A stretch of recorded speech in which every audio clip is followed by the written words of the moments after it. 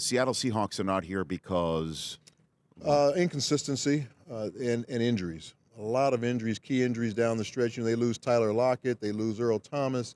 They played without a lot of their key guys down the stretch of the season. And then their offensive line was very young and very inexperienced, so they were kind of inconsistent. So I think those are the reasons. There was also an article, I forget who, I shouldn't be bringing it up when I don't know exactly the columnist who wrote it, but I did see it in the local Seattle newspaper, calling the team unlikable now.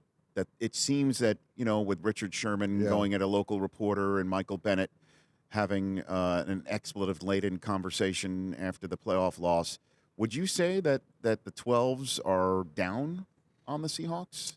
I don't know if they're all down on them, but I think that team, they understand they need to act better next year. They just need to be more classy. They need to be more mature.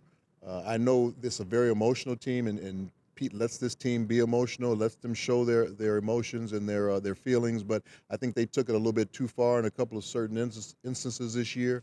And I think that's something he's probably going to reel back in this offseason when he gets the team back in April to talk about this next year, because they took it just to a level where it was probably a little bit too far. And I think it really affected the football team in some ways and brought them a lot of negative publicity that they don't need, because there's a lot of really good guys on that team, but they get misunderstood sometimes when you have outbursts like that. What was the name of the columnist? It was Matt Calkins of the Seattle Times. So is this something that you speak to, that you sit down with Sherman or anybody else that you think needs to have this conversation? I'm going to let their leadership in the organization take care of that first, and if I feel like I need to step in, I will. But that's Pete's football team, and those are his leaders on the team. So he probably needs to reel those leaders in on their leadership council and talk to them first, and then let the rest of it disperse through the football team. Warren Moon here on the Rich Eisen Show.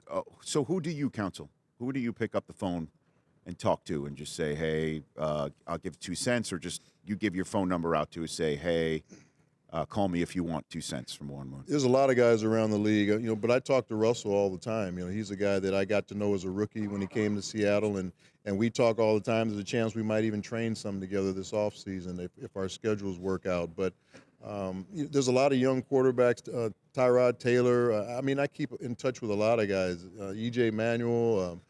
I even used to talk with Tom Brady early in his career. I'll give advice to anybody who will take it, just because I've been through a lot in my career, and I've seen the good, I've seen the bad.